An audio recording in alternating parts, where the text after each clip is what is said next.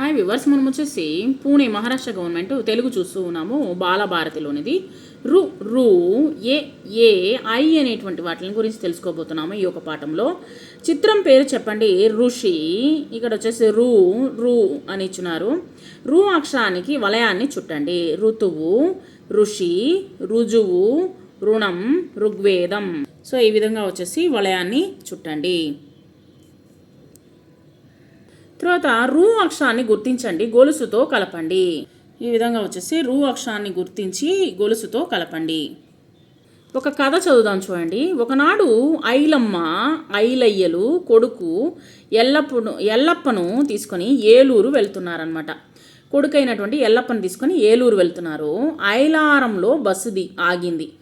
ఐలారము అనేటువంటి ఊరిలో బస్సు ఆగింది. ఎల్లప్ప ఐస్ క్రీమ్ కావాలని ఏడిచాడు. ఐలమ్మ జలుబు చేస్తుంది, ఐస్ క్రీమ్ వద్దు, ఏనుగు బొమ్మ కొనుక్కో అన్నదనమాట వాళ్ళమ్మ.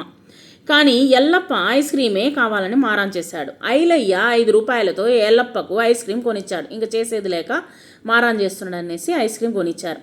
ఎల్లప్ప ఎగిరి గంతేసి ఐస్ క్రీమ్ను అయిపోయేదాకా తిన్నాడు. సంతోషంగా పిల్లవాడు తిన్నవాడు. ఇక్కడ చిత్రాల పేర్లు చెప్పండి. ఇక్కడ వచ్చేసి ఎలుక, ఏనుగు, 5 అనేటువంటిది ఉన్నది. సో ఈ విధంగా రాసుకోండి. తర్వాత ఎలుక అను పదములో మొదటి ధ్వని ఏమిటి? ఎలుక అనేటువంటి పదములో ఏ అనేటువంటి పదము. తర్వాత వచ్చేసి పదాలు వినండి, ఏ గుర్తుని చెప్పండి. ఇక్కడ వచ్చేసి ఎగురు, ఎరుపు, ఎముక, ఎదురు అనేటువంటిది ఉంది. సో ఎలుకలో వచ్చేసి ఏ అనేటువంటిది గుర్తించి రాయండి. తర్వాత పదాలలో ఏ అనేటువంటిది గుర్తించండి, గోళం చుట్టండి. తర్వాత ఏనుగు అను పదంలో మొదటి ధ్వని ఏమిటి? ఏ. ఈ యొక్క ఏ అనేటువంటి ధ్వనిని గుర్తించండి. ఈ యొక్క కింద ఇచ్చినటువంటి వాటిల్లో ఇక్కడ చూడండి, 7, ఏమిటి, ఏడుపు, ఏలకులు, ఏ అనేటువంటిది గుర్తించి రాయండి. తర్వాత 5 అను పదములో మొదటి ధ్వని ఏమిటి? ఐస్ క్రీమ్, ఐ అనేటువంటి పదము. తర్వాత వచ్చేసి ఐస్ క్రీము, ఐరావతం, ఐలారం. సో ఈ విధంగా గోళం అనేటువంటిది చుట్టండి. తర్వాత చుక్కలను కలుపుతూ చదువుతూ రాస్తా. రు ఏ ఏ ఐ అనేటువంటిది మీరు నోట్స్లో ఈ విధంగా రాయండి. చూడండి, ఇక్కడ కృత్యం చేద్దాము. అక్షరాలు సరిచేసి పదాలు అనేటువంటి రాయండి. సేమి ఇచ్చినారు.